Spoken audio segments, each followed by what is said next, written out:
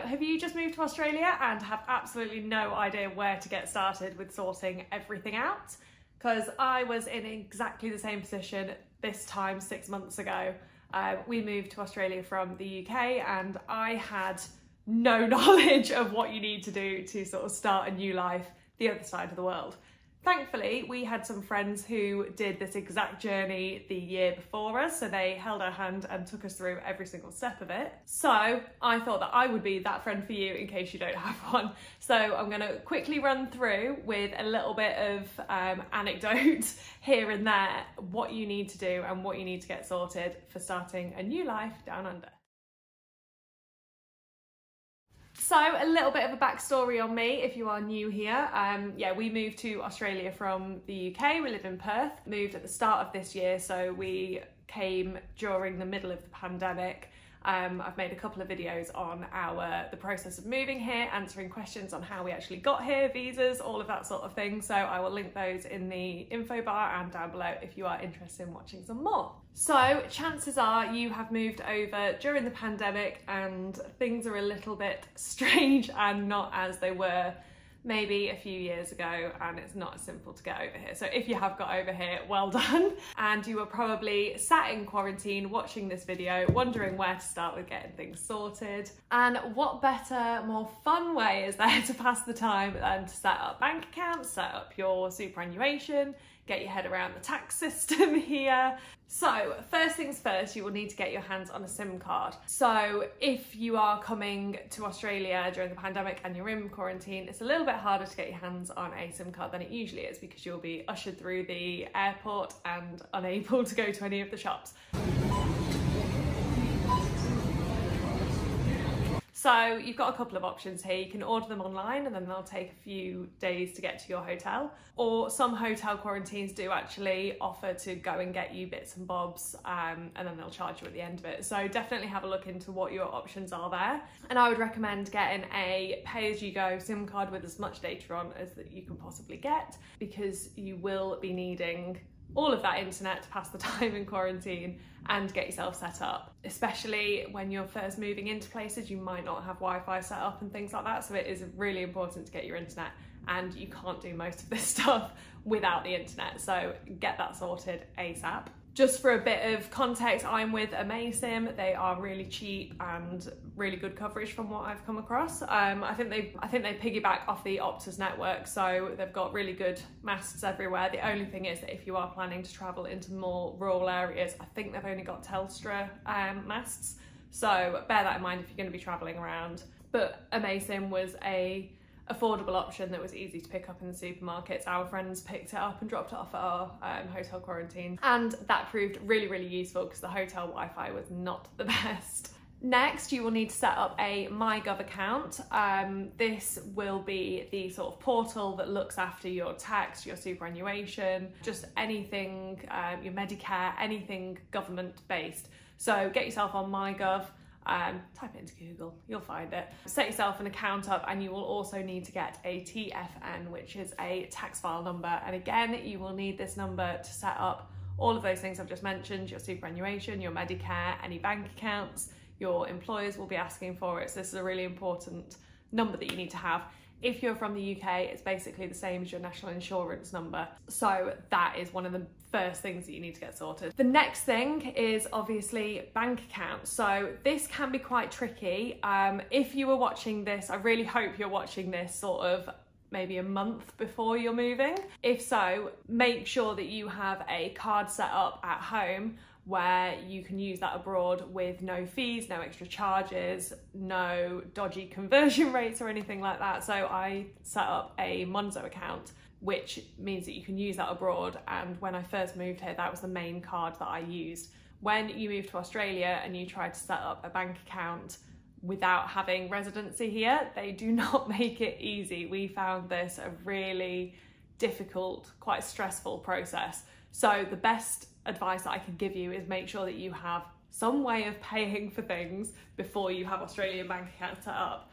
Now I say this because over here, if you are not an Australian resident, you have to verify your ID in person with a couple of pieces of ID verification. So things like your passport, your foreign driver's license, things like this, and you have to do it in person, which is not easy when you are in quarantine. So I would diarise as soon as you get out of quarantine, get yourself down to a branch of a bank that you want to bank with and get that account set up ASAP, because it will then take a few days for them to set it up and send you the cards and things like that. In terms of the bank accounts, there's quite a few big ones. I'll put up some sort of logos up here to give you a starting point of where to go. We set up with ANZ for no other reason than that they were fairly convenient. They came up quite high on Google, and there was a branch near to where we were staying when we got out of quarantine, so we were able to go in there straight away. We've also just set up a bank account with Westpac now that we've been here 6 months. Westpac were a pain in the arse to set up an account with, so I don't know how much I would recommend it. However, they have an offer at the moment of 3% interest on savings accounts if you are between, I think it's 18 and 29, which is the best interest around at the moment. So obviously check when you're watching this if that account is still available and if you're eligible for it, but definitely look into it if you can. Another bank account that we've just set up, which I think is really good, and it's going to be the one that we move forward with, is Up, which I find a really good, really intuitive sort of bank account, which does a really good job of tracking your spending, giving you little notifications. It does the automatic roundup so that it can really help with your saving, and it's got lots of little buckets that you can organise your saving into, which I absolutely love. So we're in the process of setting that up. I'll put a link here and in the description box below, where if you sign up as well, then you'll get $5 and I'll get $5. There's a little referral bonus. Unfortunately, I don't think this could be the first bank account that you set up when you move to Australia, because they need various different bits of verification that you will only have once you've lived here for a little bit, such as your MEDICARE card and things like that. So definitely try to set up a bank account when you first move, just so that you have something for your wages to go into and for your rent to come out of, etc, etc. But definitely once you've settled and once you've got your MEDICARE card and things like that, then try to set up another better bank account that's a bit more intuitive, such as Up. I do always feel like I should say at these things that's not sponsored. I do get a little bit of a referral bonus, as I mentioned. I just think it's a really good bank account. Okay, so now that you've got your bank account sorted, the next thing that is really important that you get sorted ASAP is your MEDICARE account. So MEDICARE is the healthcare insurance scheme over here, similar to the NHS back in the UK. So through this you get free healthcare or discounted healthcare. And if you are from the UK and I believe some other countries, but check your eligibility, there is a reciprocal healthcare agreement, which means that you will be covered by MEDICARE and you're eligible for a MEDICARE account. So you just need to go on the website. I will link that down below, along with all of the other resources and things I mention in this video, and you just fill in an application form, and they say it takes about 3 to 4 weeks to come through. Ours took a little bit longer. Our other friends who moved over at the same time as us, it also took a little bit longer for. So that's why I say get it sorted ASAP. In the interim, if you do have to go for any medical appointments or anything like that, then you can just pay for it and then claim it back once your MEDICARE card comes through. But again, that is a slow process and you would rather not be out of pocket in the first instance anyway. Okay, the next thing I would definitely do is sort out your accommodation for when you are out of quarantine. I would generally recommend either seeing if you've got friends or family in the area that you can stay with, or an Airbnb or a hotel. Airbnb is usually a bit better. If you need a slightly longer term stay, you can usually negotiate rates with them to say, look, we're having it for a month, can we please have it a little bit cheaper than your sort of nightly rate? Which generally works quite well. And then get yourself on realestate.com.au and find yourself a flat or apartment or house or whatever it is that you want to stay in to rent. One thing that's worth mentioning is that the rental market here is a bit funny, where you kind of have to argue your case of why you will be the best tenant. So you will need guarantors, in which case I would, in the first instance, try to list as many people from Australia that you know who could vouch for you. I mean, get your new employer on board if you know them well enough to do so. Get your Airbnb host to help you, like your quarantine security guard. No, don't do that. I do not endorse that. But yeah, just get whoever you can from Australia to endorse you, give you a good guarantor reference.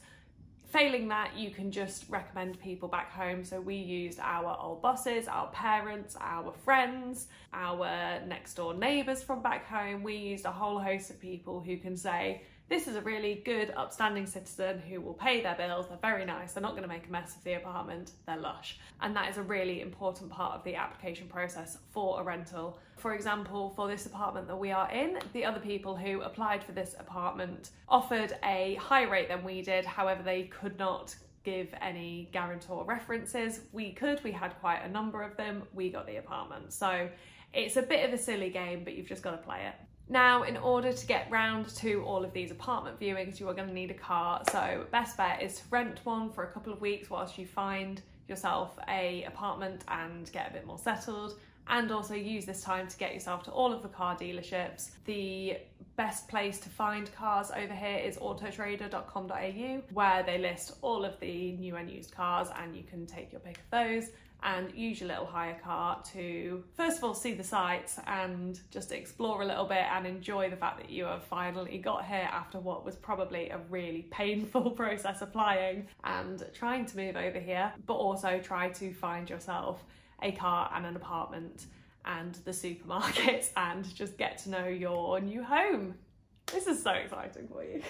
Okay, if you are working over here, you will need a super account. Super is short for superannuation, which is basically the pension scheme over here. So there's various different super funds that you can choose from. The best thing to do is to hop onto Google, get yourself onto a comparison website, which will show you the various different super funds that there are and the fees associated and any other little tidbits of pros and cons for them. Many employers do actually have a sort of preferred or recommended or maybe affiliated super fund. However, you are more than entitled to choose your own and choose the one that's going to give you the lowest fees or the best sort of return on investment and things like that. So have a look into that. It's fairly quick to set up, and just make sure that you've got that ready for your first day of work, because you should definitely be telling your employer where they need to be paying your super contributions into. And the final thing that I think that you should do whilst you are in quarantine, other than, you know, sleep, watch Schitt's Creek, chill, do a bit of a dance workout, is link your ATO, so Australian Taxation Office account, to your MyGov account.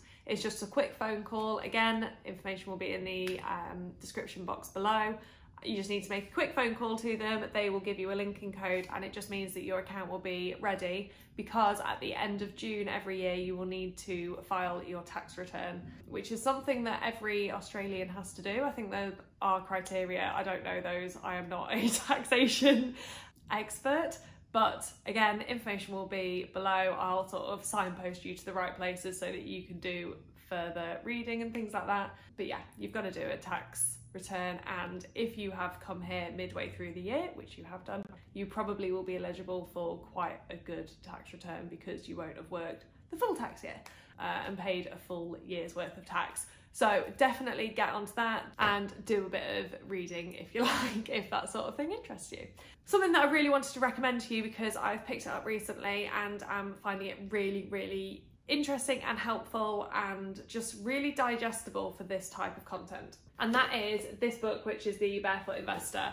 You have probably seen this a million times and been recommended it a million times, and you've probably thought, oh, it's a boring finance book, which is exactly what I thought. I've got a friend who lived in Australia for 10 years. He's recommended this to me more times than I can count. And every time I was like, blah, blah, blah, finance, finance, finance, boring. Actually, I've started reading it because I've taken quite an interest in money and getting my savings in order and things like that recently. And this is so good. I'll just give you an example. So firstly, it has little pictures in it, which makes such a difference, and it literally goes through the steps of what you need to do to sort of set yourself up in the best way financially. And it's written by an Australian man, so it's obviously specific to Australia, so it really helps you get your head around Australian finances a bit better, especially things like super funds and stuff, which I hadn't come across at all. So it goes through how you set up your accounts. So it has all of these steps on it, which are just so useful, really breaks it down. And he has the idea that you have sort of a monthly barefoot date night where you sit down with your partner and you just have a nice meal, but you also talk about your finances and have a bit more of an open conversation about it and where you want to be and where you are now and the steps and the things that you're going to implement to get you to where you want to be. Which I think in most relationships it tends to be that one person manages the finances and the other person is just along for the ride and nods and says yes darling. And I think it's really good for getting you both on the same page, and it literally tells you what you need to do on every one of those barefoot date night things. So it literally says whip out your phone and apply for these bank accounts, blah blah blah blah blah. It's so useful, so definitely give that a read. It is not as chunky and boring as I thought it would be. I tend to read it on a Saturday and Sunday morning with a coffee in bed. I read one chapter of it and then I implement things that weekend, and then I wait until the next weekend to read the next bit. So it's working a treat for me and I'm really enjoying it. Whilst I'm on the topic of sort of financial literacy, there is another thing that I really want to recommend, which is the She's on the Money podcast, which is hosted by an Australian financial advisor, and she is absolutely brilliant. The host is in her early 30s. She's very down to earth. She's just like a normal person rather than being this sort of highbrow, money-minded person who doesn't understand sort of the intricacies of life and the realities of life and how that intersects with your ability to save and things like that. And it's just really, again, really interesting but also enjoyable advice and just sharing stories of people's saving and people's like money stories and things like that. And I find it so interesting and helpful. Again, it's an Australian based one, so it goes more into depth about, you know, again, superannuation. Or I actually listened to one the other week which was so helpful about sort of your entitlements to leave over here, and it just sort of goes into more depth about all of these little things which you just kind of have to otherwise slowly acquire and find out about eventually. It's really good for helping you be on top of things, but it's also, I have a good laugh when I listen to it and I just really enjoy it. It feels like just having a chat with your mates who are much better at finances than you are. So I'm going to finish up with a little checklist of little loose ends that you need to tie up back at home when moving here. So you will need to notify your student finance people if you've got a student loan, because your repayments may change as a result of you moving here. You need to notify your bank in case they start noticing some weird transactions from the other side of the globe and suddenly start blocking your card, and then you won't have any way to go get a burger. So make sure that they know. Notify the NHS and your GP, maybe take your name off the GP's register. And I'll reiterate again, make sure that when you're leaving home, then you make sure that you get as many references for apartments and jobs and things as possible. Obviously leave on the best terms possible, and just drop people a message and say, do you mind if I put you down as a reference for my next job, for my next apartment? Most people will be more than happy to, and it will really help you when you are trying to find jobs and stuff here. Okay, that is everything that I could think of and everything that I've done so far, I think. Please do comment down below if you've thought of anything that I've forgotten about in case I need to do it, and to help other people. If I've got anything wrong, I am sorry. Obviously, I am not a migration officer or advisor. And obviously, this is from my own personal experience. I really hope that was helpful. As I said, I will put all of the resources down below. I'm going to do a little checklist at the end of this video just so that you can go through and make sure that you've got everything. Other than that, welcome to Australia. We are so happy to have you here, and definitely have a watch of my other videos. If you're in Perth, I've got quite a few little travel videos, travel vlogs of mooching around at weekends, little recommendations of brunch spots and things. Follow me on Instagram if you want to see what I'm up to and where I'm going, and the food I'm eating and the beaches I'm playing on. And yeah, it is an absolute dream. Welcome, and I will see you soon. Bye.